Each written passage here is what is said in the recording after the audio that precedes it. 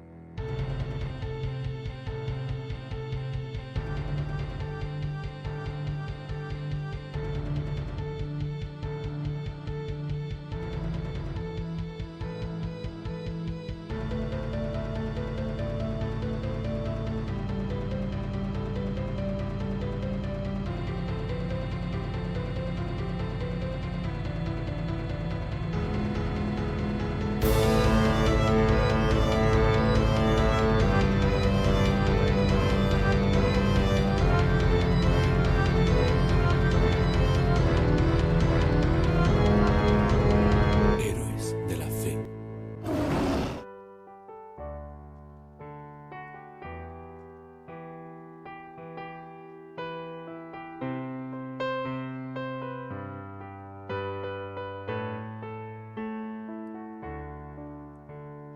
¿Quién puede sanar el corazón? ¿Quién responderá cada oración? ¿Quién es el que brilla más que el sol? Él es mi Señor y Salvador, Jesús. No hay nadie como tú. Los cielos cuentan de tu majestad. Cuán grande es tu bondad, Jesús. No hay nadie como tú.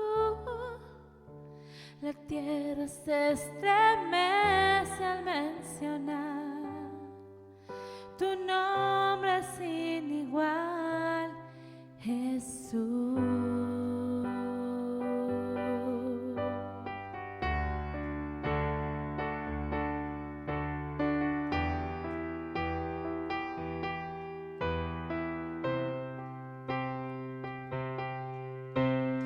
¿Quién es el que sufre por amor? ¿Quién perdona al que lo traicionó? ¿Quién por mí su vida entregó? Él es mi Señor y Salvador. Él es mi Señor y Salvador, Jesús. No hay nadie como tú. Los cielos cuentan de tu majestad. Cuán grande es tu bondad, Jesús. No hay nadie como tú. La tierra se estremece al mencionar tu nombre sin igual. Poderoso eres tú. Tu gloria es por la eternidad, digno de adorar. Tú eres santo, Dios, y poderoso eres tú.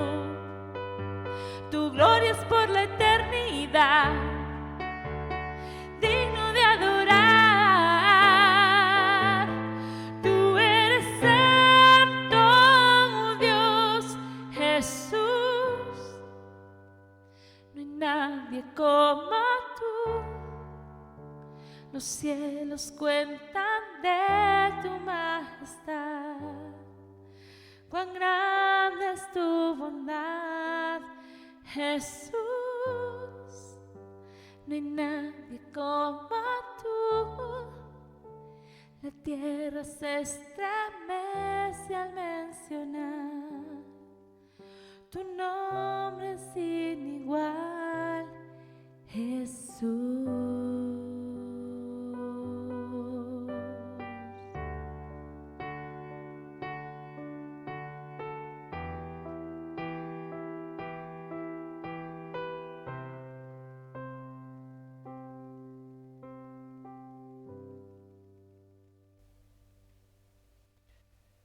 Toda rodilla se doblará y toda lengua confesará que Jesucristo es el Señor.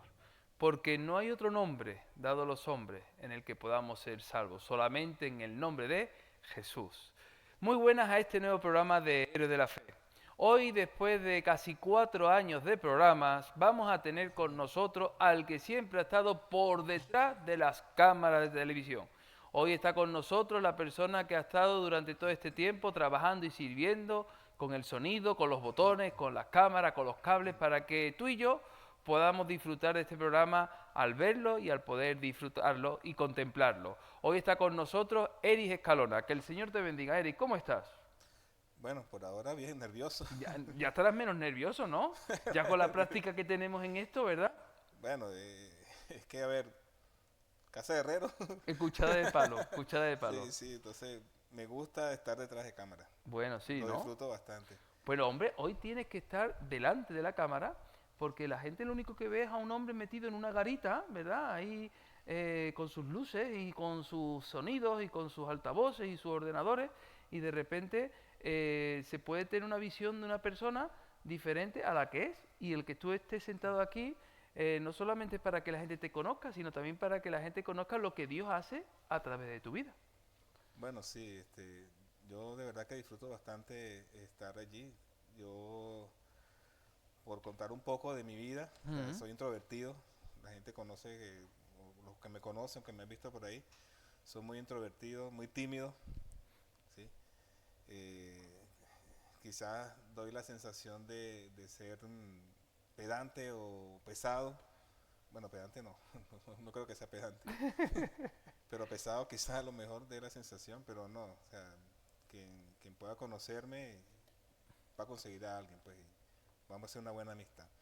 Pero sí, me gusta estar detrás de cámaras. Desde que decidí servir al Señor, ha sido mi área Mm.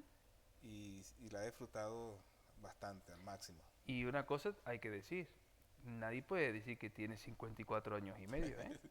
Bueno, ese es un secreto que tengo por ahí El guardado. Señor te conserva. ¿Qué tendrá la garita ahí?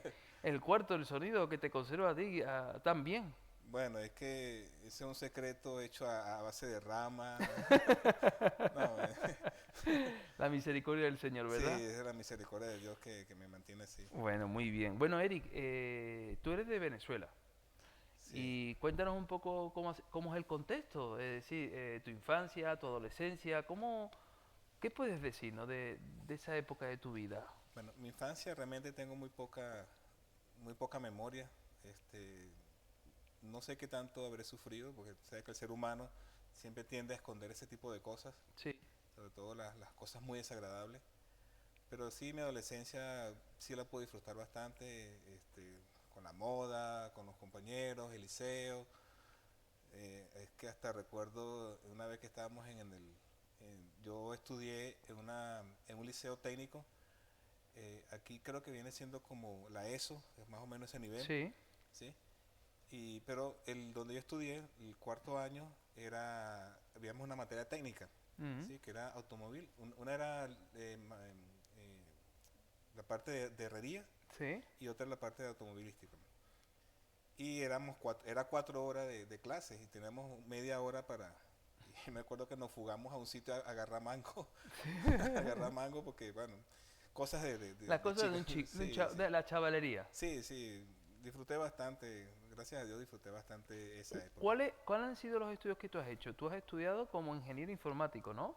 Bueno, no tanto a nivel de ingeniería, porque no soy ingeniero, me hubiese gustado, pero lo que pasa es que con la situación del país y todo eso, a mí me tocó tener que estudiar de noche. O sea, bueno, a ver, soy sincero, un poco mi vagancia, Sí, y un poco también la situación que viví. Me tocó estudiar, sacar el bachillerato de noche, sí, nocturno. sí, nocturno, y la universidad también la saqué en la noche. O sea, yo soy lo que es aquí un FP más o menos, o lo que creo que era antes una ingeniería técnica, Sí. ¿sí? Se llamaba antes aquí, en Venezuela es técnico superior en computación, Mm, una carrera corta, pero a nivel de universidad, a nivel universitario. Mi título es TSU en computación. Soy programador, tengo ya, no sé, como 10, 15 años trabajando con ellos, con la parte de programación. Y bueno, y lo fue lo que me trajo para acá, para España. ¿Tu carrera es lo que te trajo a España? Sí, sí, yo estuve trabajando en una empresa que la casa matriz aquí, queda acá en España. Yo trabajé para ellos un tiempo y luego, bueno, renuncié, porque este tipo de profesión no es como quizás la administración, que entras a una empresa y, digamos, mueres en esa empresa. Aquí depende mucho de los clientes y las empresas quienes nos contratan como consultores y, bueno, es muy dinámico, pues un día estás aquí, un día estás en otra empresa y así sucesivamente. Y me tocó salir de la empresa, ellos me volvieron a llamar y no sabía que era para acá, para España. Yo sí anhelaba salir del país, pero no quería salir como salía mucho, sino yo le decía al Señor, bueno, si me vas a sacar, sácame de una manera diferente. Y realmente fue así, pues, Llegaste de manera legal con un permiso de trabajo para trabajar con la empresa que te trajo de con la empresa Venezuela que me a trajo para España. acá. Sí. Antes de llegar a España, tu situación en Venezuela fue un poco, no solamente ya a nivel político, económico, social, que ya sabemos que el país pues está en una situación bastante delicada, ¿verdad? Sin entrar mucho en ello, porque este programa no pretende evaluar ningún panorama sociopolítico, pero sí como tú has vivido la situación, te ha generado bastante ansiedad, ¿verdad? Ha generado bastantes conflictos, de hecho, tu situación familiar, matrimonial, con tus hijas, todo eso se generó un caos, ¿no? Sí, sí, es que Qué es realmente que, has vivido en Venezuela que te impulsó a estar en España? ¿O que Dios te trajo a España? bueno, primero la situación socioeconómica del país, a pesar de que yo no ganaba mucho, tampoco ganaba tan mal, casi la mayoría de hecho, lo que ganábamos era para alimento, nada más, o sea, Era para comer. para comer, simplemente para comer. Gracias a Dios, la vivienda era propia, o es propia, pero lo que ganamos era para la comida. Y bueno, la situación también en mi casa era muy difícil, había muchísimos problemas, o sea, a tal punto que cuando yo llegaba a la casa, yo me inmutaba por completo. Llegaba, me acostaba, me ponía la televisión y a veces me asomaba a ver si había algo de comida por allí para mí. Se me habían servido algo de comida. Y eso me llevó a un estado donde estaba bastante, pero bastante delgado. Mm, A tal punto de que una correa, aquí le dicen cinturón, me lo ponía y era el último hueco. mm. El último hueco. Y bueno, Como ahora prácticamente. sí, bueno, bueno, pero el último hueco del otro lado. Del otro. Del otro lado. Y a tal punto que yo deseaba la muerte. Yo decía la muerte, yo le decía al Señor, mátame, llévame, ya yo no aguanto más esta situación. Yo le decía literalmente, le decía al pastor, tengo hambre, Ese era el problema. si tengo hambre. O sea, y de hecho era así, soy de metabolismo acelerado, aunque ya, bueno, ya no tan acelerado, ya no tan acelerado, pero sí, era una situación bastante difícil. Y deseaba la muerte. Yo, cuando iba al trabajo, yo me iba por sitios peligrosos, porque claro, a ver, yo deseaba la muerte, pero no podía suicidarme, porque yo sabía lo que me correspondía Tenías temor de Dios. exactamente. Y yo me iba a sitios así peligrosos para que allá los motoristas eran los malandros, pues los ladrones, los que fumaban drogas y todo eso. Drogadictos. Sí, exactamente. Y pareciera mentira, pero es que no me veían. O sea, yo pasaba al lado de ellos y pasaban al lado mío y no me veían a mí y asaltaban a otros. Recuerdo una ocasión que salí de la iglesia y me fui a la casa. Y la calle por donde yo caminaba, donde quedaba la casa, era una sola vía. Y yo escuché el motor de una moto que venía de vía contraria y el hombre no me vio. No me vio, pasó al lado mío y no me vio. estaba otro más allá y lo asaltó. En otra ocasión también fue muy similar. Iba yo caminando al trabajo, ese sí venía, la moto venía por su calle normal para meterse hacia la calle donde yo estaba. Pasó de largo donde estaba yo y los que estaban detrás de mí fue los que paró. Y cosas como esas pudiera yo contarle de lo que yo quería y que Dios no quería conmigo. Sí, que tú querías ponerle fin a tu vida por las diferentes situaciones que estabas viviendo y Dios te estaba preparando para una segunda oportunidad. ¿Qué Así es. pasó? De repente, antes de llegar a España, eh, tu familia, alguien conoce a Jesús y ahí Sí. empieza el cambio, ¿no? ¿Qué ocurre?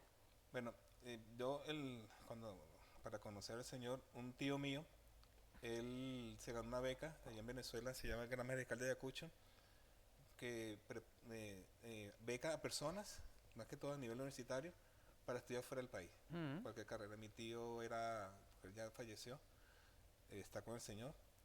Él era un máster en administración.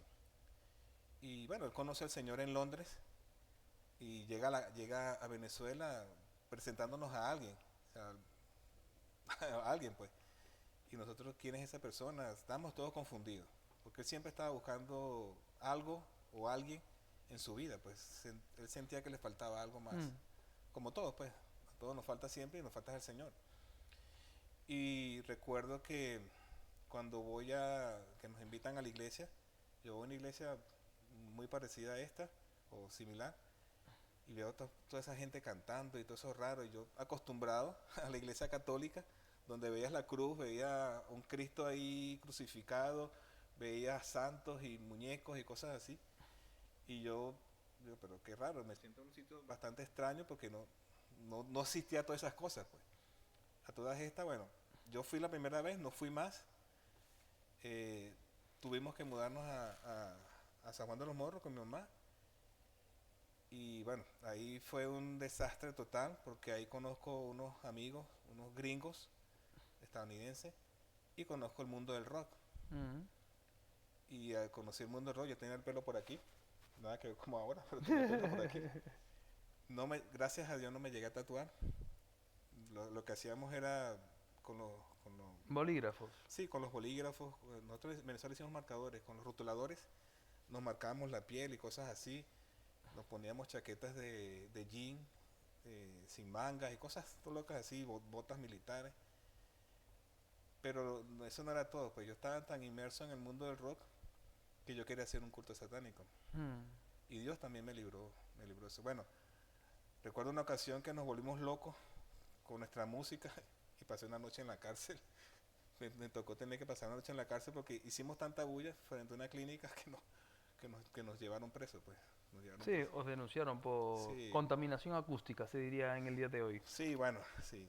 Lo cierto es que toda esa situación me llevó a deprimirme, o sea, una relación amorosa también desagradable. Iba malos en los estudios y mi mamá decide mandarme para Caracas a trabajar.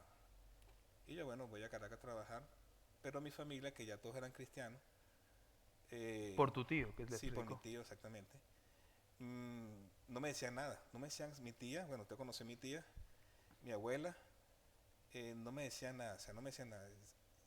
Me entero después que estaban orando por mí, pero no me decían nada. Y recuerdo que un día decidí ir a la iglesia y creo que fue el día, bueno, creo no, fue el día más hermoso de mi vida. Amén. ¿Qué pasó? Porque es que no recuerdo la prédica de verdad, pero fue tan intenso, mi corazón estaba tan compungido que allá cuando hacen un llamamiento a las personas para entregar su vida a Dios, pero lo que hacen es que la gente pasa Al al frente. altar, sí, al frente. Yo paso al frente y me pongo a llorar y a llorar y a llorar y a llorar, no paraba de llorar. Y recuerdo que como un vaso cuando lo llena de agua, empiezo a sentir una alegría y un gozo que viene de los pies, que va subiendo, subiendo, subiendo. Pero lo interesante no era eso, sino que se rebosó por completo, así como cuando se rebosa un vaso de agua. Y fue tan, pero tan, tan maravilloso, de verdad, tan maravilloso, que tuve 3 días seguidos así con esa alegría y ese gozo que no podía explicar, que no sabía cómo expresarlo, no sabía. Recuerdo que iba para el trabajo, a ver, me sentía como una nube. Claro, Me sentía, flotando. sí, me sentía flotando, pues, me siento flotando. Pero fue el día más maravilloso. Yo conocí al Señor. Recuerdo que iba caminando no sé a dónde, y yo le digo al Señor, con mucho miedo, con mucho temblor, le dije, porque yo siempre, o siempre soy así, pues, o sea, yo voy por donde voy, siempre voy hablando con el Señor. Me imagino que muchos ¿Hacemos eso? hacemos exactamente. Y yo le dije al Señor, te quiero servir. Y parece mentira, pero el Señor escucha las palabras, Hombre, las escucha, a pesar de que uno le diga así, que escucha creo las oraciones. que están en el aire, pero no, sí escucha la palabra. Y fue así, pues, o sea, fue así cuando recuerdo que, bueno, pasa el tiempo, yo hago un curso de electrónica, o sea, mi carrera es la parte de informática, pero hago un curso de electrónica previo para conocer un poco esta área, ¿no? Y en la iglesia quería montar una emisora de radio, pero a diferencia de esta época, que hasta un teléfono puede ser una emisora de radio, no, allá tenían que usar amplificadores y un poco de cosas, y entonces estaba en eso en ese proyecto de que iban a montar la emisora de radio, escucho una de las personas que está diciendo eso, y él dice, bueno, ¿quién se anima a trabajar en esta área? Y esto va a ser interesante, porque es que yo recuerdo que yo me acerco a la persona y le digo que yo quería pues trabajar. Claro. Y me dice, mira, tú estás viendo a esa persona que está allá, ve a hablar con él. Y yo voy a hablar con la persona y lo menos que hice fue radio, lo que me pusieron fue a recoger cables y micrófonos. Claro, Me pusieron fue a recoger, pero, a ver, me pusieron a recoger cables y micrófonos, pero estaba feliz recogiendo cables y micrófonos. claro. Estaba sirviendo al Dios. Y estaba sirviendo, o sea, a ver, parece mentira. El hecho de que uno esté haciendo algo en la iglesia, por muy sencillo que sea, si lo hace con gozo de verdad, creo que Dios ve el corazón de uno. Y eso fue lo que yo creo que vio Dios en mí, que el simple hecho de recoger cables y recoger los micrófonos después del culto, porque ahí se recogía, porque a diferencia de aquí, allá sí era muy seguro todo, Sí. se tenía que recoger, entonces, y también lo otro es que yo soy un poco autodidacta, como me interesó el hecho de que servir al Señor en esa área, porque no me imaginé que iba a ser esa área, yo empiezo a leer, a buscar libros y todo eso, y empiezo a entender cómo funcionan los parlantes, cómo funcionan los micrófonos, cómo funciona, qué es la impedancia, qué es toda esa parte técnica, pero aún así yo tenía, y bueno, la pastora sabe lo que voy a decir, los músicos, 2 corchos aquí y 2 corchos aquí. Dos, uno Dos, no, no, dos. uno, dos. 2 corchos. Yo era completamente sordo. Pero aún así era feliz recogiendo cables y micrófonos y trabajando en esa área. La esposa de mi tío, ella cantante, o cantora mejor dicho, estaba en un grupo llamado Levita, que eran voces nada más, no eran instrumentos, sino eran puras voces. Y yo le digo a ella, quiero entrar en el grupo para entender las diferentes tonalidades de las voces. Y yo era, bueno, ¿usted ha escuchado los gatos cantar de noche? Sí, claro. Bueno, yo era más desafinado con gatos cantando Claro. de noche. Y bueno, estaban haciendo pruebas y todo eso. Y un hermano me puso las manos así y oró por mí. Y yo sentí paz. Se fueron los corchos. Desaparecieron los corchos completamente. Ojo, no es que escuché más, escuché diferente. No escuché mejor, escuché diferente. Y a partir de ese momento escucho todo. Escucho lo que sea. A ver, no quiero vanagloriarme con esto, o sea, y le pido perdón al Señor en ese aspecto, pero es que fue diferente, fue algo desde mi punto de vista sobrenatural, Un milagro de Dios. porque no escuchaba, empecé a escuchar cosas que no escuchaba antes. Y una de las partes más difíciles en la parte de sonido es la ecualización. Sí. Es la ecualización. Y eso fue lo que más me costó a mí aprender. Y recuerdo que de esta parte de servir, recuerdo los primeros inicios en servir en el Señor, a mí se me subió el ego. Se me subió el ego y Dios no le gustó eso. Y empezó a humillarme y a humillarme y a humillarme en todos los aspectos. en todos los aspectos. Bueno, es bíblico, el que se exalta será humillado. Y el que Y, se humilla, el Señor lo exalta. y fue así como tal el Señor me humilló. Y aprendí a lo que es ser humildad. Mm, Ahí aprendí. El hecho de yo ser introvertido, el hecho de yo ser tímido, resulta que yo descubrí que eso era completamente una persona más orgullosa, o sea, muy egocentrista. Y resulta que el Señor empezó a humillarme, a tal punto que entendí lo que era la humildad y empecé a servir al Señor de una manera diferente. mm, De tal manera que, sirviendo en el sonido, sirviendo en esa área, en la iglesia hacían eventos, simposios de alabanzas y todo eso, y venían gente de Estados Unidos, de otros sitios, a darnos talleres y a darnos enseñanza. Y recuerdo que entre todo esto, un día me dicen a mí, mira, que te necesitamos para que nos apoyes aquí en esto. Y resulta que me había sentado al lado de Steve Green. No conocía a Steve Green y estaba sentado al lado de Steve Green. mm. Y conocí al ingeniero de Steve Green. Y decía, a ver, yo me sentía un poco raro, ¿no? Porque, Claro, fuera de lugar. sí, porque Steve Green, o sea, a ver, no conocen a Steve Green porque yo soy bien viejito, pues, pero Steve Green era uno de los cantantes norteamericanos y también cantaba en español. Y sucedió lo mismo. Yo me había ido a la iglesia, estaba en otra iglesia, mi tío estaba pastoreando la iglesia y me dijeron, mira, para que nos apoyes aquí, que vamos a hacer un concierto.